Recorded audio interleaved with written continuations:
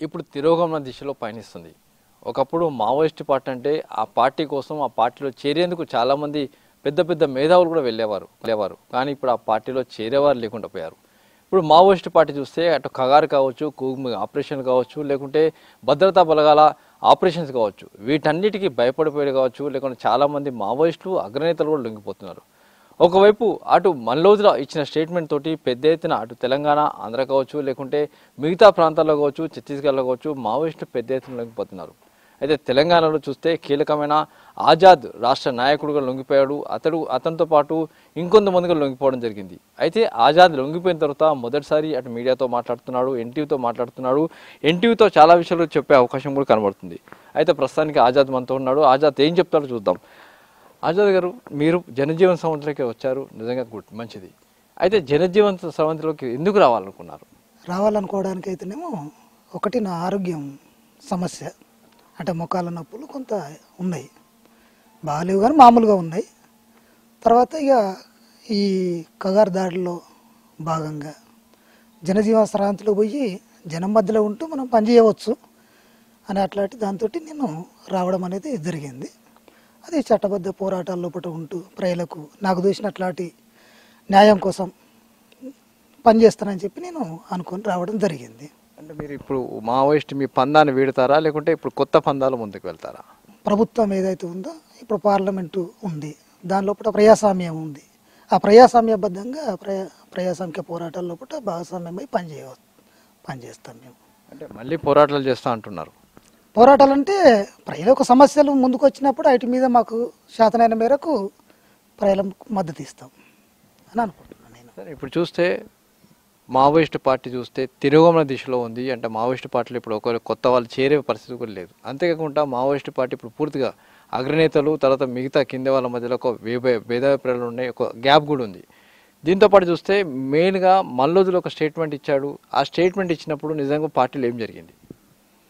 ఇప్పుడు ఆ స్టేట్మెంట్ ఇచ్చిన తర్వాత ఫస్ట్ అయితేనేమో కొంత ఉత్తరం రావడంతో, ఆ లెటర్ రావడంతో చర్చ కూడా జరిగింది. సాయుధ పోరాట విరమణ పిలుపు రావడంతో ఇది సరైందా కాదా అనేది పార్టీలో చర్చ జరిగింది.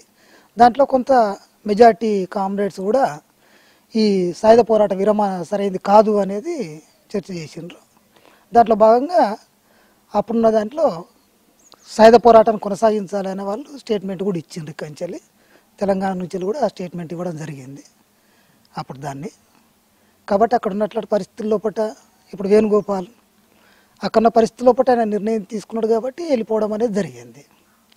కాబట్టి దాన్ని అక్కడ ఏం పరిణామాలు ఇంకా జరిగినాయి అనేది మనకు తెలియదు. ఇంకా ప్రతి సంవత్సరం ప్లీనరీ జరుగుతుంటుంది. ఆ ప్లీనరీలో ఎప్పుడైనా చర్చ జరిగిందా? ఇప్పుడు అట్లాంటి చర్చలు అయితే ఇక్కడ జరగలేదు. సాయుధ పోరాటం కొనసాగించాలనేదే ప్రధానమైంది. కాబట్టి ఇక్కడ మనకు ఏ రోజు కూడా మనం సాయుధ పోరాటాన్ని విరమిద్దామనేది అట్లాంటి ఉద్దేశం అయితే పార్టీకి లేదు. మల్లోజులు ఇచ్చిన స్టేట్మెంట్లో ప్లీనరీలో చర్చ జరిగింది, సెంట్రల్ కమిటీలో చర్చ జరిగింది, గత కొంతకాలం నుంచి చర్చ జరుగుతూనే ఉంది. ఇది పార్టీలో కింది స్థాయి వరకు అందరూ కూడా తెలుసు అని చెప్పి కూడా తను ఇచ్చిన స్టేట్మెంట్లో ఉంది. అయితే తను ఇచ్చినట్టుగానైతే కింది వరకు అయితే రాలేదు ఆ చర్చ. ఉంటే అది సీసీ వరకు పోలిట్ బ్యూరో వరకు ఉండొచ్చు, కానీ కింది వరకు అయితే దీని మీద చర్చ జరిగి మనం సాయుధ పోరాట విరమణ చేద్దామనేది అయితే ఎప్పుడు కింది వరకు రాలేదు. ఇప్పుడు చూస్తే దాదాపుగా మావోయిస్టు పార్టీ 11 నెలల్లో, అంటే ఇటీవల 11 నెలల్లో 320 మంది మావోయిస్టు చంపేశారు, ఎన్కౌంటర్ జరిగిపోయిందని చెప్పారు. ఇంత నష్టం జరిగిన తర్వాత ఇప్పుడు సాయుధ పోరాటం సంబంధించిన మీరు ఒక ప్రకటన చేసి బయటకు వస్తున్నారు. ఇది ఎంతవరకు కరెక్ట్ అనుకోవాలి? అంటే ఇప్పుడు సాయుధ పోరాటం చేద్దామని చెప్పి బయటికి రావడం అనేది వాళ్ళ వ్యక్తిగత సమస్యలను బట్టి, కొంత అక్కడ ఈ కగార్ దాడిలో ఉన్నట్లాంటి పరిస్థితిని బట్టి చేతనైన వాళ్ళు సాయుధ పోరాటం చేయడం కోసం వాళ్ళు ఉన్నారు. ఇప్పుడు మనకు చేత కాదు కాబట్టి కొంత జనజీవన స్రవంతిలో పోయి ప్రభుత్వం కూడా పిలుపునిస్తుంది కాబట్టి పోయి మన జీవన మనుగడను కొనసాగిద్దామని చెప్పి రావడం అనేది జరిగింది. నేను అనంత్ నిన్న ఒక స్టేట్మెంట్ ఇచ్చాడు. స్టేట్మెంట్ మాకు కొంత టైం ఇస్తే అందరం బహుముఖంగా కూడా బయటకు వస్తామని చెప్తున్నాడు.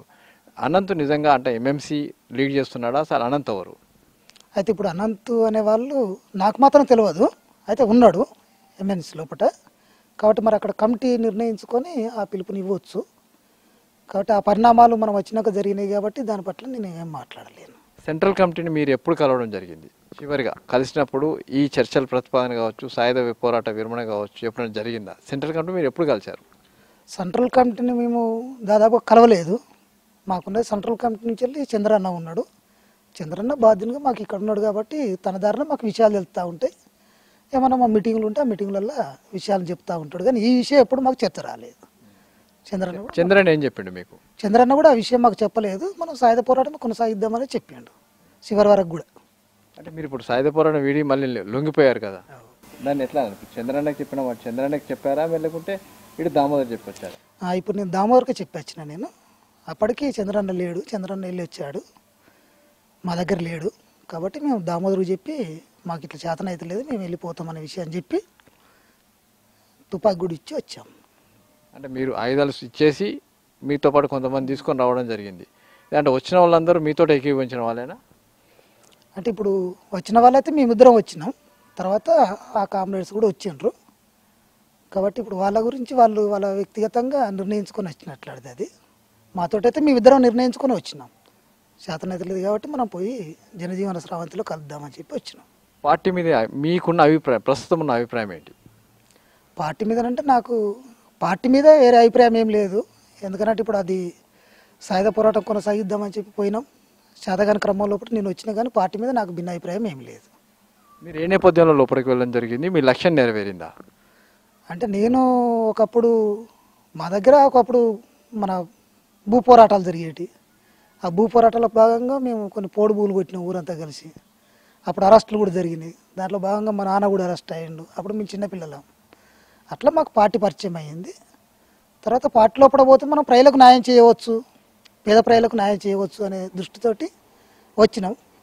వచ్చిన తర్వాత ఇక అనేక విషయాలు నాకు అర్థమైనాయి. పార్టీ నేర్పింది, నేర్చుకున్నా. నేను కూడా ప్రజలకు కూడా ఒక మేరకైతే న్యాయం చేసిందని చెప్పి నేను భావిస్తున్నా. అయితే నేను అనుకున్న లక్ష్యం నెరవేరిందా అంటే అది నెరవేరలేదు కూడా.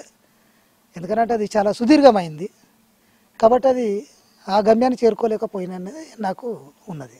అంటే ఏ లక్ష్యం మేరకు పోయారు? అంటే ఏ లక్ష్యంతో పోయారు మీరు? అంటే పీడిత ప్రజలకు రాజ్యాధికారం కావాలి, పీడిత ప్రజలకు హక్కులు ఉండాలి, పీడిత ప్రజలకు విద్య ఉండాలి, పీడిత ప్రజలకు ఇల్లు ఉండాలి, భూమి ఉండాలి, ఈ అన్నిటి మీద వాళ్ళకు మాట్లాడే అధికారం ఉండాలి అని చెప్పి ఆ దృష్టితో నేను కొట్లాడదామని పోయినా. అవి కల్పించబడాలి మెయిన్గా అనేది నా ఉద్దేశం. తుపాకీ కొట్టడం ద్వారా ఇవన్నీ వస్తాయని చెప్పి మీరు అనుకుని లోపలికి వెళ్ళారు, కానీ నిజంగా సాధించగలిగారా? అంటే ఇప్పుడు తుపాకీ కొట్టడం ద్వారానే ఈ రాజ్యాధికారాన్ని సాధించగలుగుతాం పేదవాళ్ళం అని చెప్పి పోయినా నేను. కానీ ఇప్పుడు అది నెరవేరని పరిస్థితుల్లో ఉంది.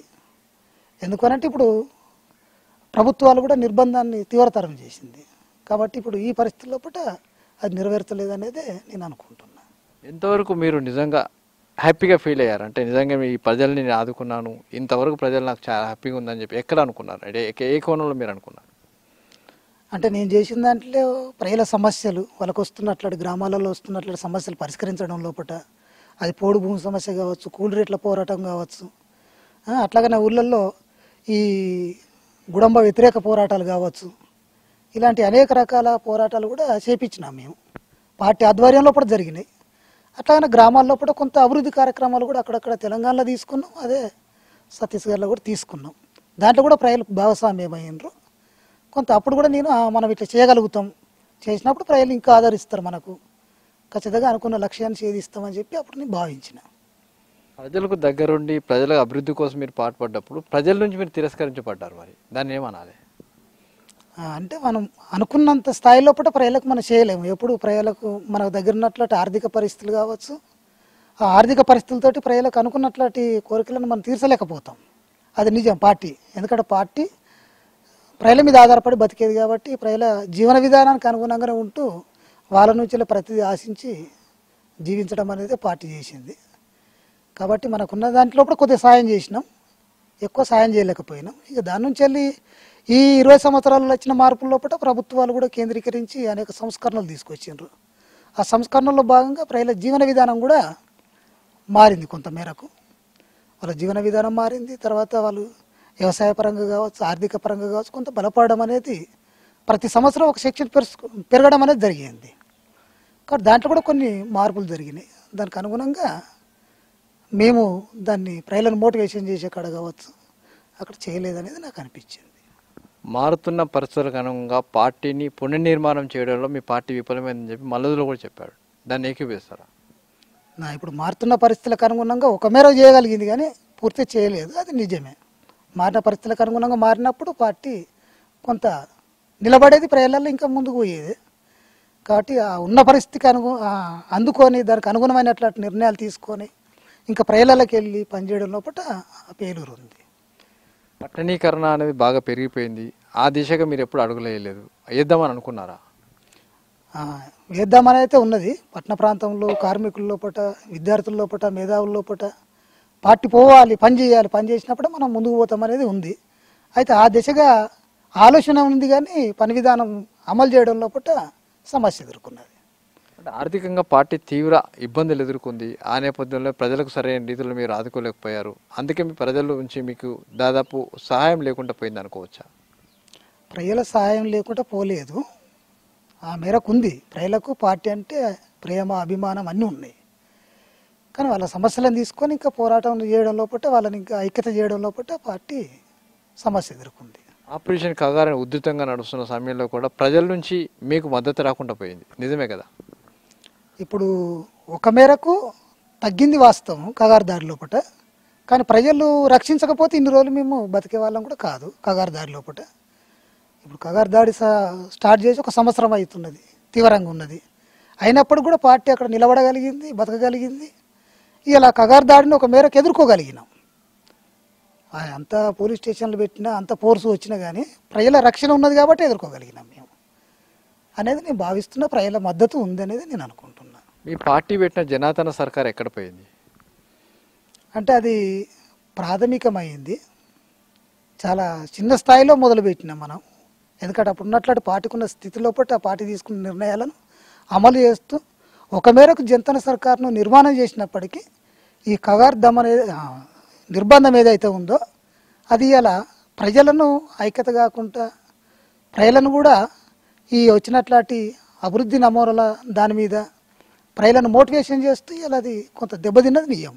నిర్బంధం లోపల మేము ఇటు నడిపించడం లోపల కూడా సమస్య ఎదుర్కొన్నాం. అంటే అక్కడ కూడా కొంచెం ఆధిపత్య పోరు ఉండడం వల్ల మీలో మీరు ఆధిపత్య పోరు జనతన సర్కార్ మొత్తం నిర్వీర్యం అయిపోయిందని చెప్తుంటారు, నిజమేనా? నేనైతే దాన్ని అంగీకరిస్తలేను. ఎందుకంటే ఆధిపత్య పోరు అనేది పార్టీలో ఉండవలసినట్లు అవసరం కూడా లేదు. కాబట్టి అట్లాంటి సమస్య కూడా లేదు. ఎందుకంటే మనం పోయింది ప్రజల కోసం పనిచేద్దామని పోయినాం. అనుకున్నప్పుడు ఒకరి మీద ఒకరికి మనకు ఆధిపత్యం ఎందుకు? ఆధిపత్యం చేయవలసినట్లు అవసరం కూడా లేదు. అట్లాంటిది నాకు ఎదురుగాలే ఎప్పుడు, అట్లాంటిదని నేను చూడలేదు కూడా. అగ్రకుల పెత్తనం కూడా అక్కడ ఉందని చెప్తారు, అది తప్పని నేను అనుకుంటున్నా. ఒకవేళ అగ్రకుల పెత్తనమే ఉంటే ఇప్పటికి పార్టీ దెబ్బతినిపోయేది ఎప్పుడో. కానీ ఇలా అట్లా లేదు కాబట్టి వాళ్ళు కూడా ఒకవేళ అగ్రకులాల నుంచి వచ్చిన నాయకత్వం లోపలికి ఉన్నప్పటికీ వాళ్ళు కూడా ప్రజల లెక్క మారిపోయారు కాబట్టి, క్యాడర్ లెక్క మారిపోయారు కాబట్టి క్యాడర్ వాళ్ళని ఆమోదించింది. ఈ మేరకు పార్టీని ఇన్ని సంవత్సరాలు బతికియగలిగారు. సెంట్రల్ కమిటీ చూస్తే ఇక్కడ మొత్తం అగ్రకులాలు తప్పించి కింద కులాల వాళ్ళు ఎవరు కనబడరు కదా. అప్పుడు దాని అగ్రకుల పెత్తనమే అంటారు కదా. బయట ఉన్న వాళ్ళు అదే చెప్తున్నారు. నా అభిప్రాయం కాదు. నేనైతే దాన్ని ఏకీభావిస్తలేను. అది సరైనది కూడా కాదని నేను అనుకుంటున్నా దాని లోపల. కాబట్టి ఉండడం, నాయకత్వంలో ఉండడం వేరు, నాయకత్వం దానికి అనుగుణంగా తన లక్ష్యానికి అనుగుణంగా మారడం అనేది ముఖ్యమైంది. వాళ్ళు ఎక్కడి నుంచి వచ్చారు, ఆధిపత్య కులాల నుంచి వచ్చిరా, కింది నుంచి వచ్చిరా అనేది సమస్య అయితే కాదనుకుంటాను నేను. వచ్చినప్పుడు వాళ్ళు అక్కడ ఉన్నట్లు భావజాలానికి అనుగుణంగా ప్రజల మనసులను గెలుచుకునేటట్టుగా వాళ్ళు మారినా లేదా, వాళ్ళ జీవన విధానం ఎట్లుంది, దాన్ని ప్రధానంగా పార్టీ చూస్తుంది. ఇప్పుడు చూస్తే కగారులో ఇంత ఉధృతంగా దాడి చేసి అక్కడున్న ప్రజలు మొత్తం కూడా కకావికలం చేసి మిమ్మల్ని బయటికి రప్పించి ఇవన్నీ ప్రభుత్వం ఎందుకు చేస్తుంది అనుకోవచ్చు? ఇది ఇవాళ ఉన్నట్లాంటి పరిస్థితుల్లో పాటు ఆలోచించవలసింది. ఇలా పెట్టుబడిదారు విధానం కావచ్చు, సామ్రాజ్యవాది విధానం కావచ్చు, అవన్నీ కూడా ఇలా ప్రవేశిస్తున్నాయి. వాళ్ళ ప్రయోజనాల కోసం ఇలా గన్నులు దూకపోవాలని చెప్పి, అక్కడున్న సంపదను తీసుకుపోవాలని చెప్పి, రకరకాల సంపద ఎక్కడున్నది అని అంటే ఇలా ఆదివాది కాళ్ళ కింద ఉన్నది. ఎక్కడైతే మావోయిస్టు పార్టీ ఉందో అక్కడ ఆ ఖనిజ సంపదలు అనేటివి కూడా ఉన్నాయి. కాబట్టి వాటిని తీసుకుపోవాలి. కాబట్టి ఇలా ఈ సామ్రాజ్యవాదానికి, పెట్టుబడిదారు విధానానికి ఇలా అవసరం. కాబట్టి ఇలా మావోయిస్టు పార్టీ వాటిని ఎదుర్కోవడం కోసం ప్రజలను చైతన్యం చేస్తూ అక్కడ వాళ్ళను దాన్ని ఫ్యాక్టరీలు పెట్టకుండా చేస్తున్నది. కాబట్టి ప్రజల ప్రయోజనం ఆశించినప్పుడు పెట్టమంటుంది. ఎందుకంటే ప్రజలకు ఎంత లాభం ఉంది దాంతో అనే విషయాలను కూడా పార్టీ ఆలోచిస్తుంది.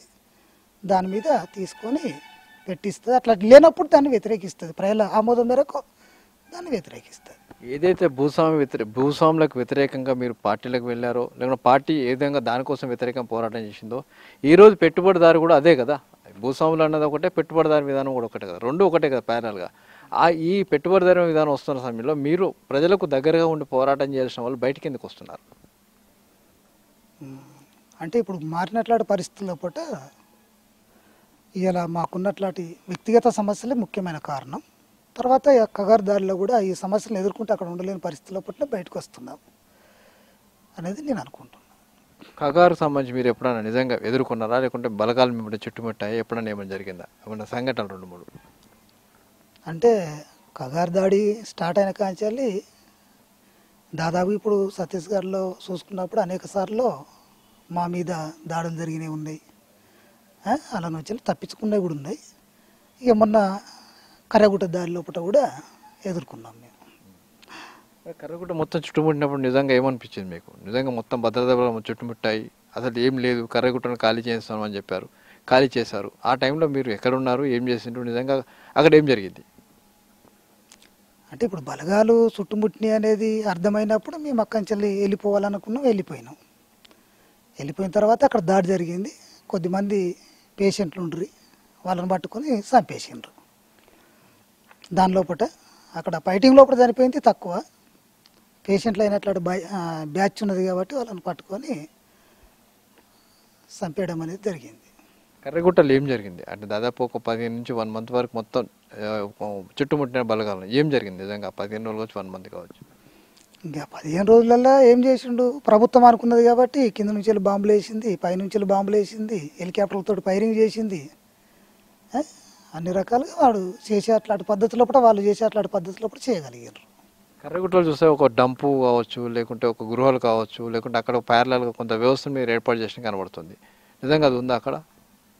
అది లేదు, ఉన్నది అవి కింద ఉన్నాయి, కర్రగుట్టలలో లేవు. అవి ఎక్కియాలంటేనే చాలా తిప్పలతోటి ఉంటుంది కాబట్టి ఆ కింద వీటిని సాధనం చేసుకున్నారు. అది కర్రగుట్టల్లో దాదాపు ఒక పెద్ద డంపు దొరికింది, 400 కోట్ల రూపాయల నిధులు ఉన్నాయి అందులో అని చెప్తున్నారు. అది కరెక్ట్ కాదని నేను అనుకుంటున్నా. అంత పెద్ద డంప్ అయితే మా ఊరి పాటికి అక్కడ లేదు అనేది నేను అనుకుంటున్నాను. నిజంగా మీకు ఆయుధాలు ఎక్కడి నుంచి ఎలా వస్తాయి, ఏ విధంగా వస్తాయి అనేది ఎప్పుడైనా ఆలోచన చేశారా? నిజంగా మీకు ఆయుధాలు ఎవరిస్తారు? ఆయుధాలు ఒకప్పుడు పార్టీ కొనుగోలు చేసింది, ఇక ఇప్పుడైతేనేమో యుద్ధంలో సంపాదించుకున్నాయి. కొనుగోలు అయితే లేదు, మాకు స్వయంగా తయారు చేసుకునేవి ఉన్నాయి, తర్వాత యుద్ధంలో సంపాదించినవి ఉన్నాయి. కర్రగుట్టలో కూడా నిజంగా ఒక చిన్న ఫ్యాక్టరీ కూడా బయటపడింది కదా, అది లేదని నేను అనుకుంటున్నా. ఫ్యాక్టరీ అయితే అలాంటి నిర్మాణాలు అయితే అక్కడ లేవు. చివరిగా అంటే మీరు ప్రజలకు ఇప్పుడు చేరువైపోయాము, మేము ప్రజల మధ్యలో ఉండాలనుకుంటున్నారు, ప్రజల కోసం పోరాటాలు చేయాలనుకుంటున్నారు, ఏ విధంగా ఉండాలనుకుంటున్నారు ఇప్పుడు? ఇప్పుడు ప్రస్తుతానికైతే నేనైతే ఇంకేం నిర్ణయించుకోలేదు. ఇప్పుడైతే ప్రస్తుతానికి కుటుంబంతో ఉండాలి, తర్వాత నిర్ణయించుకుందాం ఏం చేయాలనేది, ఆలోచిద్దాం అనేది నాకు ఉంది. ఇప్పుడు నేను దాన్ని చెప్పలేను ఏం చేస్తాను అనేది. పార్టీలో ఉన్న వాళ్ళకి ఏం చెప్తారు? ఇప్పుడు పార్టీలో ఉన్న వాళ్ళు అని అంటేనేమో, ఇప్పుడు పార్టీలో ఉన్న వాళ్ళను వాళ్ళు కొట్లాడే శక్తి ఉన్న వాళ్ళు ఉంటారు, కొట్లాడలేని శక్తి లేని వాళ్ళు బయటకు వచ్చి జనజీవన స్రవంతిలో కలవమని చెప్తాను నేనైతే. ఇప్పుడు పార్టీని ఎవరు లీడ్ చేస్తున్నారు మరి? ఇప్పుడు మా దగ్గరనైతే దామోదర్ ఉన్నాడు సెంట్రల్లో.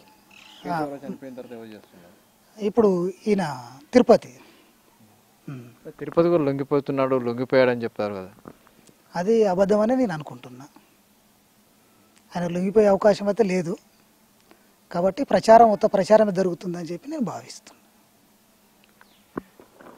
ఏదైతే ఆజాద్ ఎన్టీయూతో తన పూర్తిగా అంటే అక్కడ ఏం జరిగింది, ఎలా ఉంది, అక్కడ ఉన్న పరిస్థితులు కావచ్చు, లేకుంటే కగారు కావచ్చు, లేకుంటే ప్రస్తుతం ఉన్న పరిస్థితులు కావచ్చు, వీటన్నిటి నేపథ్యంలో ప్రస్తుతానికైతే ఆజాద్ లొంగిపోయాడు, ఆజాద్తో పాటు మరొకరు లొంగిపోయారు, మొత్తం 37 మందికి లొంగిపోవడం జరిగింది. అయితే అక్కడ ఉన్న లోపల ఉన్నవాళ్ళు పోరాటం చేయవాళ్ళు చేసుకోవచ్చు, లేదంటే అవసరం లేని వాళ్ళు బయటకు రావచ్చు అని కూడా చెప్తున్నారు. అయితే దీన్ని బట్టి చూస్తే ఒక పీడిత జనాల కోసం లోపలికి వెళ్ళిన ఆజాద్ తన అనుకున్న లక్ష్యాన్ని నెరవేరలేదు, ఆ నేపథ్యంలో బయటకు వచ్చానని చెప్తాను. అయితే కొంతవరకు లక్ష్యాన్ని చేరామని చెప్పినప్పటికీ అది సాటిస్ఫై లేదు అని కూడా అతని మాటలను బట్టబయలుతుంది. ఏదైనా కూడా ఆజాద్ లాంటి వాళ్ళు ఇంకా చాలామంది ఉన్నారు. వాళ్ళు చాలామంది బయటకు వచ్చేవారు కనబడుతుంది. ఇప్పటికే అటు కొంత ఎంఎంసీ సంబంధించిన అనంత్ ఇప్పుడు ప్రకటన చేశాడు, మాకు కాల్పుల విరమణ చేస్తే మేము కూడా ఆయుధాలు వదిలిపెట్టి బయటకు వస్తామని చెప్పారు. కాబట్టి ఫర్దర్గా మావోయిస్టు పార్టీలో ఏం జరుగుతుంది, ఎలా ఉండబోతుందో చూడాల్సిన అవసరం ఉంది.